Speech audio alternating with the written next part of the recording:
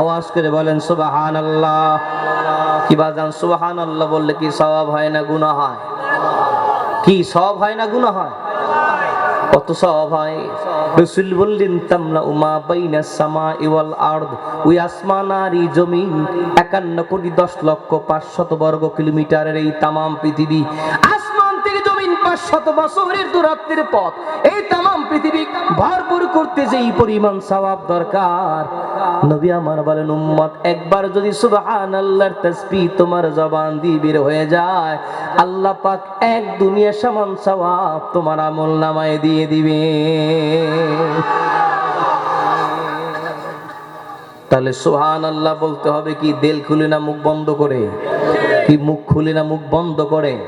তাহলে আসুন হাতের ডানে যারা আছেন একবার মুখটা খুলে চিল্লা নবীর চিল্লা মহাব্বতে ভালোবাসায়, মালিকের মহাব্বতে ভালোবাসায় জবান ছেড়ে বলুন সুবহানাল্লাহ। বামের ভাইরা চিল্লা বলেন সুবহানাল্লাহ। দুহাত তুলে বলি আল্লাহু আকবার, আর জোরে বলি আল্লাহু আকবার। নারায়ে তাকবীর, নারায়ে রিসালাত। আউলিয়া কিরাম যেখানে, পীর মাশায়েখ যেখানে,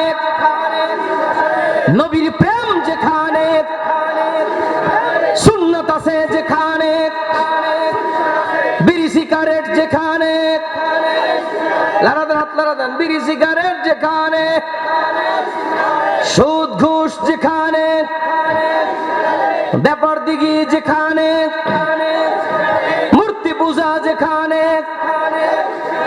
আলেম ওলামা যেখানে, পীর মাশায়েখ যেখানে, খানজানপুর সাদাতিয়া খানকা শরীফ,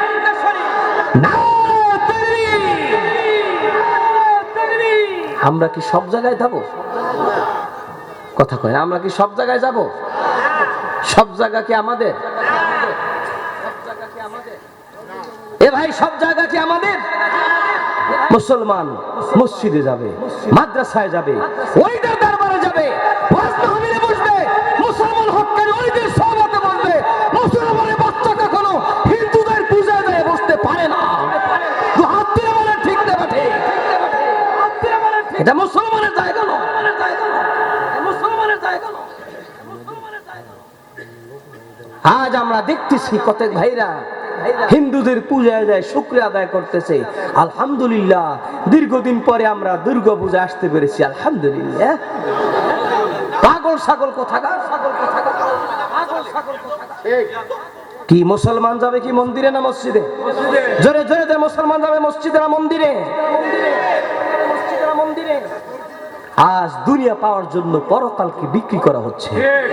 কি কথা বলেন ঠিক?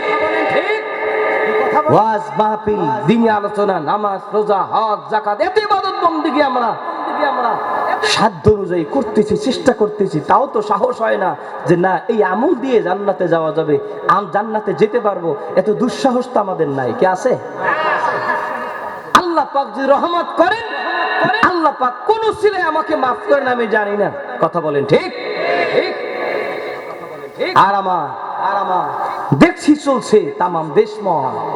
তুই নামাজ দিয়ে কত কম থাকে থাক, দিন একটু কম বুঝে বোঝ। হে মুসলমান, খালি আমারে ভোট দে আর জান্নাতে যা। হায় হায়, লোকাল গাড়ির টিকিটও তুই এত তাড়াতাড়ি পাওয়া যায় না। আজকাল জান্নাতের টিকিট যত তাড়াতাড়ি বিক্রি হয়। কি কথা বলেন না কেন? কথা বলেন না কেন? আর এক ভার্সিটির মাল উনি বলতেছেন যে মুসলমান খালি একটা ভোট যদি দিতে পারো অমুক মার্কায়, তাহলে 18 কোটি মুসলমান যত নামাজ পড়বে সবাই সব তুমি একা পাইয়ে যাবা। তাহলে এত কষ্ট করে কথা বন্ধ করো, কথা বন্ধ করো। কথা বুঝতে হবে আগে, কথা বুঝতে হবে আগে। পৃথিবীর কারো কথার মাধ্যমে আল্লাহর কোরআনের বিরুদ্ধে যদি কথা চলে যায়, নবীর সুন্নতের বিরুদ্ধে যদি চলে যায়, তার বিরুদ্ধে আমরা যুদ্ধ ঘোষণা করতে রাজি আছি।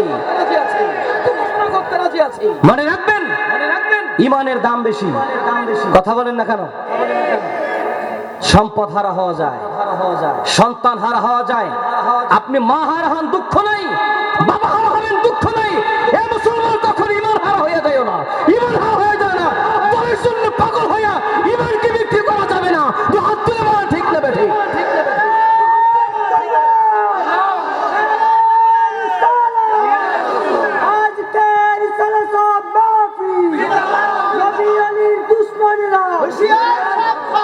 প্রিয় হাজিরিন, 1,30,40,000 টাকা খরচ করে মক্কা শরীফ যাওয়া যায়, উমরা করা যায়।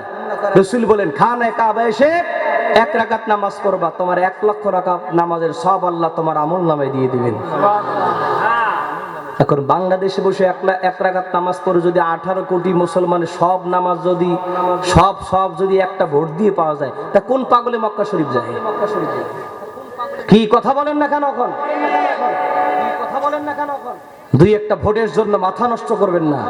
ইমানটা আগে, ভোট পরে। কি ভোট না দিলে ইমান যাবে? কথা, ভোটটা না দিলে ইমান যাবে? কিন্তু যদি নামাজকে কেউ অস্বীকার করে, কোরআন অস্বীকার করে, নবীর সুন্নাত অস্বীকার করে, কোন ফরজ ইবাদতকে অস্বীকার করে, বেঈমান হয়ে যাবে না। মাথা নষ্ট হয়ে যাচ্ছে।